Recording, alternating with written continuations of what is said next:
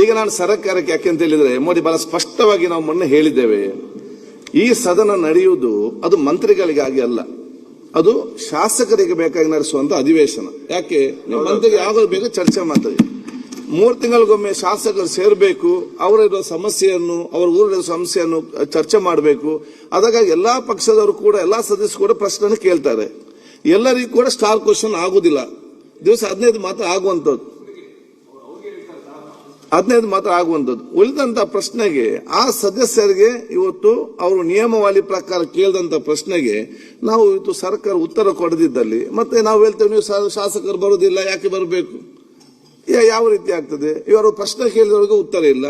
Calling attention ನಲ್ಲಿ 15ಕ್ಕಿಂತ ಜಾಸ್ತಿ ತಗೊಳ್ಬೇಡಿ.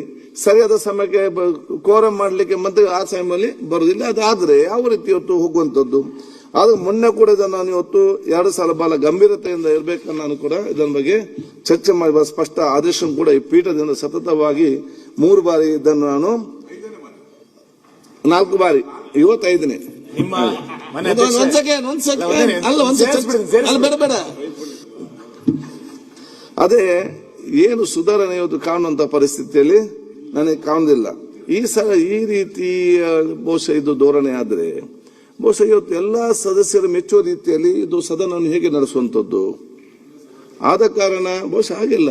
ನಾನು ಕೇಳಿದೆ ಅಂತ ಹೇಳಿದ್ರೆ, ಆದ ಕಾರಣ ಇವತ್ತು ಈ ಸಂಬಂಧಪಟ್ಟ ಮಂತ್ರಿಗಳು ಮತ್ತು ಸೆಕ್ರೆಟರಿಗಳು ಬಂದು ಕೂತ್ಕೊಂಡು ಏನು ಸಮಸ್ಯೆ ಯಾಕೆ ಆಗಿದೆ ಆ ಕೊಡ್ತಂದು ಹೇಳುವ ತನಕ ಕೂಡ ನಾನು ಸದನ ನಡೆಸುವುದಿಲ್ಲ, ನಾನು ಎಜೆಂಟ್ ಮಾಡ್ತೇನೆ.